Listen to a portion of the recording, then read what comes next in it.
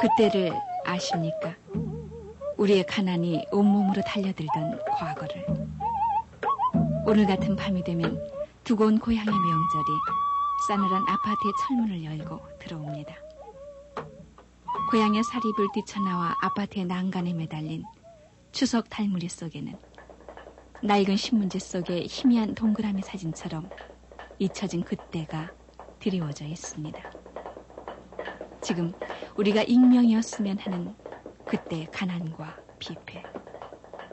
불과 30-40년 전의 그때는 회상처럼 추억처럼 편지에 쓸 일이 아닙니다.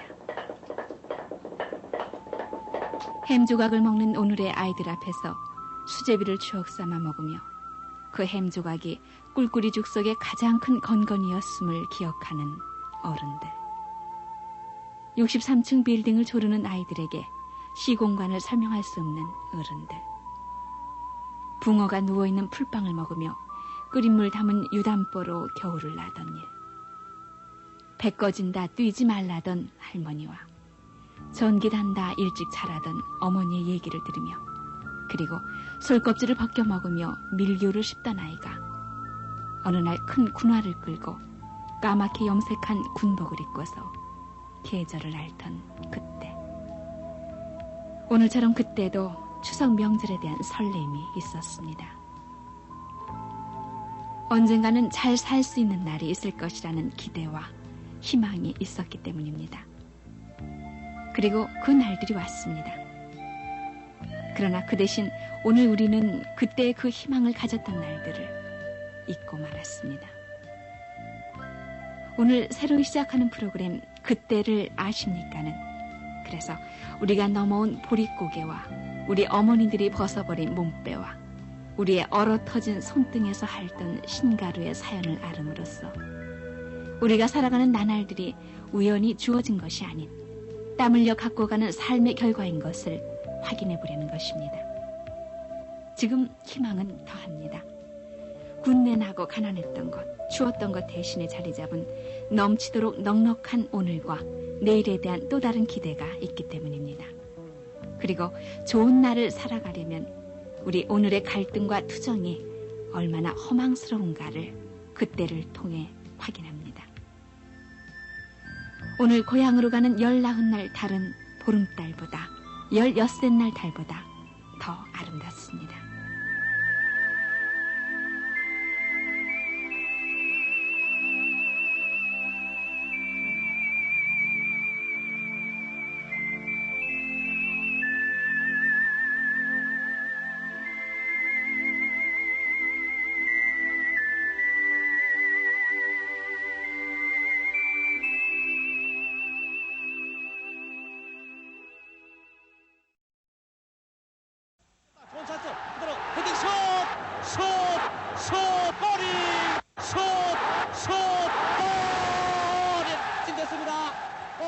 스탠드를 가득 메운 관중들의 시선이 축구공의 방향을 따라 쉴 사이 없이 움직입니다.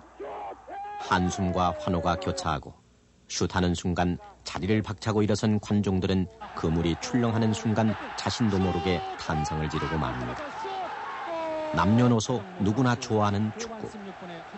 공 하나면 축구는 언제나 어디서나 누구나 즐길 수 있습니다. 이제 모레면은 아시아 경기대회가 열립니다마는 올림픽 경기건 지역 경기건 그 경기의 휘날에는 어김없이 축구 결승으로 끝을 맺는 걸 보면은 축구는 우리나라뿐 아니라 세계인들이 가장 열광하는 경기임에 틀림이 없습니다. 이제 우리나라에도 전문적인 축구팀만 전국에 400개 팀, 일반인들이 취미로 즐기는 조기 축구팀이나 직장별, 지역별 아마추어 축구팀은 헤아릴 수조차 없습니다. 모두가 산뜻한 축구복에 축구화를 신고 아무리 이름 없는 팀이라도 예비공 서너 개쯤은 준비되어 있습니다. 차던 공이 터지면은 다른 공을 차면 되고 그 공도 터지면은 새 공을 사면 됩니다. 그러나 쭈그러진 축구공 하나를 얻기 위해 20리 산길을 맨발로 뛰어갔었다는 불과 30-40년 전의 얘기가 까마득한 옛날 얘기로 들리는 것은 우리들이 오늘에만 집착해 살아왔지 그때 그 어려웠던 우리의 어제를 너무나 쉬이 잊고 살아가기 때문일 것입니다. 지금 학생들이 옷을 입은 건 보시다시피 얼마나 아름다운 복장을 입고 얼마나 좋은 볼에다가 얼마나 좋은 축구화에다가 장비들을 갖추고 볼 차는 것을 저희들이 지금 보고 있습니다. 우리 어린 시절에는 이와 같이 좋은 볼이라든가 좋은 유니폼이라든가 또 그리고 좋은 환경 속에서 볼을 차본 일이 없습니다. 더군다나 제정 때에 축구를 시작해가지고 그 어려움 속에서 일본 사람이 말리는 것을 억지로 찾지만 해방 이후에도 빈곤 속에서 장구를 제대로 갖추지 못하고 또 좋은 환경을 저희들은 가질 수가 없었습니다. 그런 빈곤 속에서 오늘 이와 같은 장족의 발전을 했다는 것은 비단 한강면의 기적뿐만 아니라 우리 한국의 경제적인 기적을 안둘 수 없습니다. 지금 우리가 경제 없이는 모든 문화가 성장할 수 없습니다. 바로 이 축구볼 하나가 그 나라의 국민의 문화 수준을 말하고 있습니다.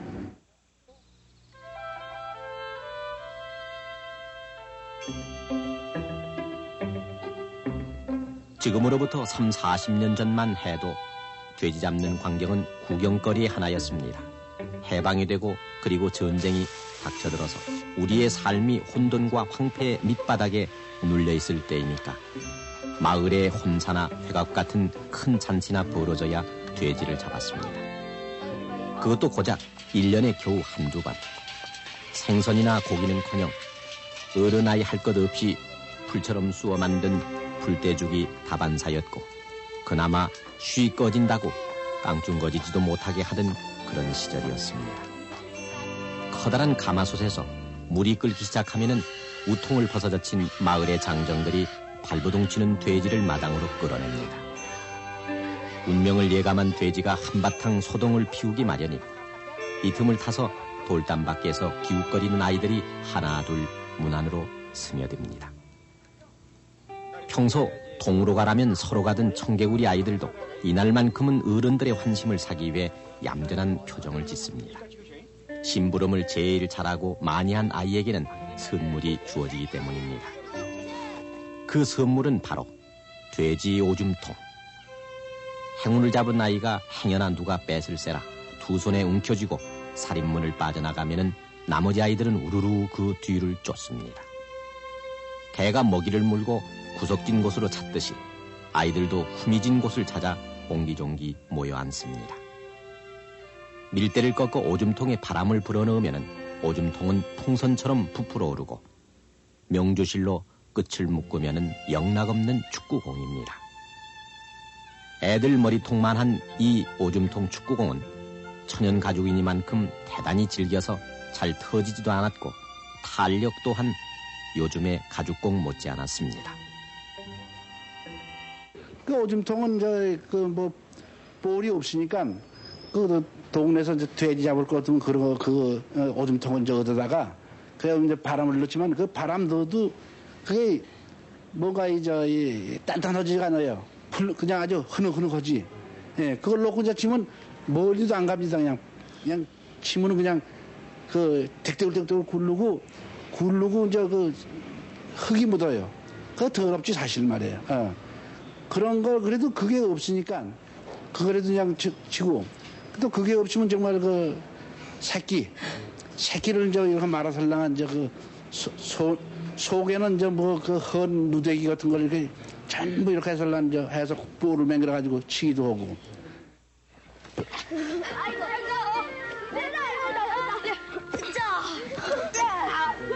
공을 차는 장소도 손바닥만한 공터만 있으면 어디나 좋았습니다. 산비탈이나 개울가도 좋았고 추수가 끝난 밭이나 논이면 더욱 좋았습니다. 돌불이 나무뿌리에 무릎이 까지는지도 모르고 흙먼지를 하얗게 뒤집었을 때까지 오줌통을 차댔습니다. 이 아이들이 지금의 40, 50대 장년들입니다. 남자아이들이 오줌통을 차는 동안 여자아이들은 그네를 뛰었습니다. 마을에서는 커다란 당산나무에 줄을 매 그네를 뛰었고 학교 같은 데서는 통나무를 잘라 기둥을 세우고 새끼를 꼬아 줄을 맸습니다. 깡충치마 또는 통치마라고 불렸던 짧은 치마를 입은 여자아이들은 길게 따은 머리를 바람에 휘날리며 담장 너머 옥수수밭 사이로 오줌통에 정신이 팔린 아이들을 볼 수 있었습니다. 어른들도 아이들과 큰 차이는 없었습니다. 일제가 남기고 간 검은 조끼라든가 각반을 차고 더러는 집신이나 고무신이 벗겨지지 않도록 새끼줄을 질끈 동여맨 차림으로 공을 찼습니다. 공도 새끼를 천이나 솜에 동여맨 새끼공이나 소털을 모아 뭉친 소털공 또는 소, 돼지 같은 가축의 오줌통이었습니다.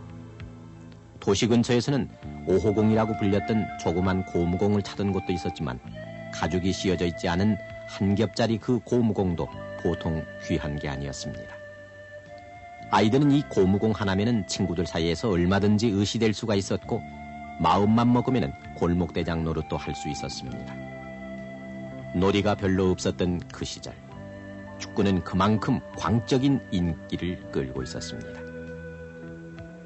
19세기 말 선교사에 의해서 우리나라에 처음 소개된 축구는 해방이 되기까지 일제의 숱한 시기와 억눌림 속에서도 김용식, 민병대 같은 스타를 탄생시켰고 해방이 되자 봇물 터지듯 급속히 보급됐습니다.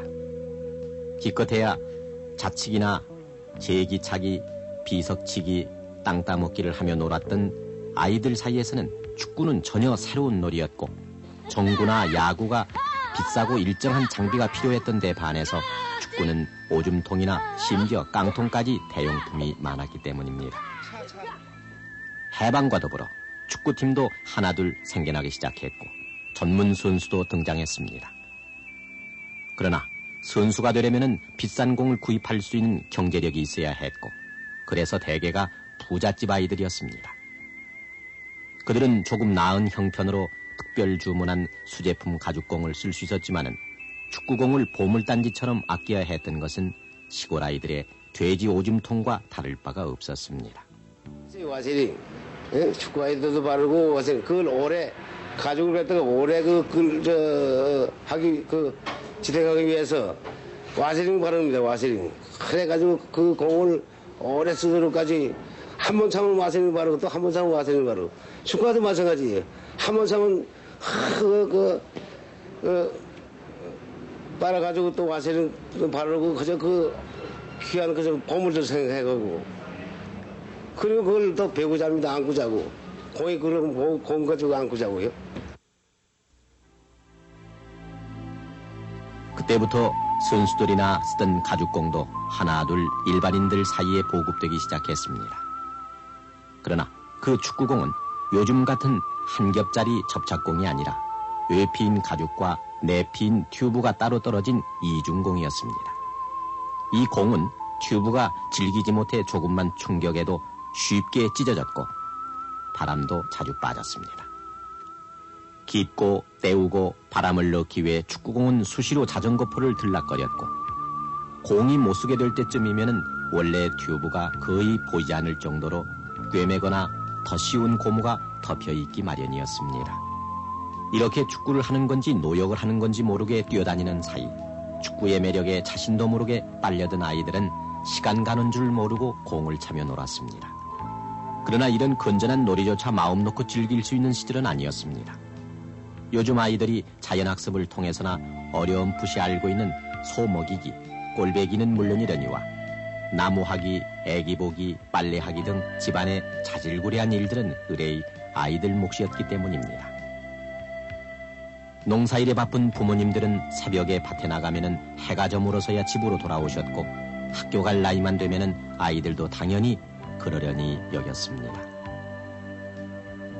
공을 찬다고 밥이 생기니 돈이 생기니 하시는 부모님들 앞에서 아이들은 그저 고개를 숙일 뿐이었습니다.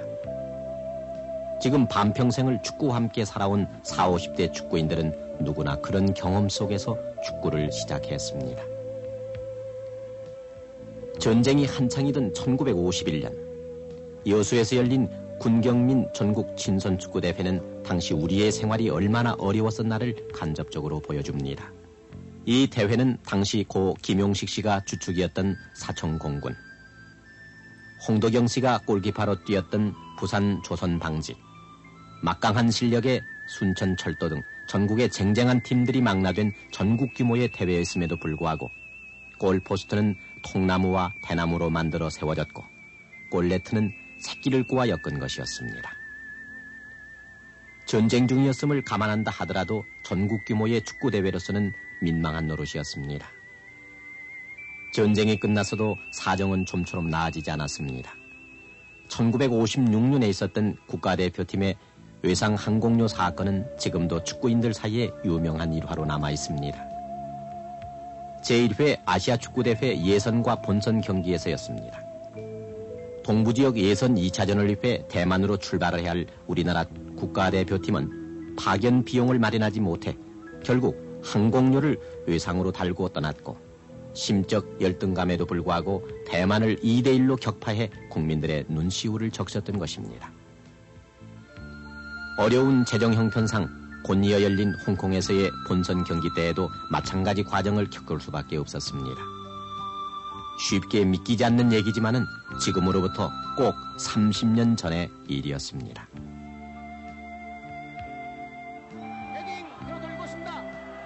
60년대 들어서면서 비약적으로 발전하기 시작한 우리의 경제 사회 여건에 힘입어서 축구도 발전에 발전을 거듭했습니다. 몇 번의 좌절과 실패는 있었지만은 아시아 최강에 오른 지는 이미 오래됐습니다. 올해 드디어 월드컵 본선에 진출함으로써 세계 무대에 진출했고 아시아 경기대회가 우리나라에서 열림에 따라 우리 축구의 위치를 다시 한번 확인한 계기를 맞게 됐습니다. 특히 이번 아시아 경기대회 축구 경기에서는 우리나라에서 생산된 국산 공이 국제 공인구로 공식 사용됨으로써 우리의 자부심은 더욱 고조되고 있습니다. 돼지 오줌통을 얻어 차면서 일본인들이 동냥하듯 던져두던 곰공을 차면서 국가대표팀을 외상 비행기에 태워보내면서 우리는 오늘을 이어보내왔습니다. 축구 강국이 됨과 동시에 세계 유수의 축구공 생산국이 됐고 축구공 수출국이 된 것입니다. 축구 강국인 스페인에 볼을 수출한가 하면 유명 메이커인 브라인, 윌슨, 스폴딩 등의 주로 수출하고 있는 실정입니다. 스폴딩 같은 회사에서는 자기네 공장을 폐쇄하고 현재 저희 회사에서 전량 공급받아가지고 이것을 전 세계에 공급하고 있는 실정입니다. 그래서 지금 현재 저희 회사 규모는 세계에서 2위 정도로 유지하고 있는 상태입니다. 돼지 오줌통에서 튜브공으로, 튜브공에서 다시 현재 한 해 200만 개가 넘게 생산되는 국제 공인구로 축구공이 걸어온 지난 40년간의 역사는 그대로 해방 이후 우리의 현대사를 요약하고 있습니다. 푸른 잔디구장에서 울긋불긋한 유니폼을 받쳐 입고 반짝이는 축구화로 경기용 축구공을 차는 어린이들에게 축구공이 헤쳐온 지난 40년간의 가시밭길은 결코 캐캐묵은 옛날일 수 없습니다. 오줌통을 차던 사람들은 바로 이 어린이들의 아버지였으며 축구공을 들고 자전거포로 달려가던 사람들은 다름 아닌 형님과 삼촌들이었습니다.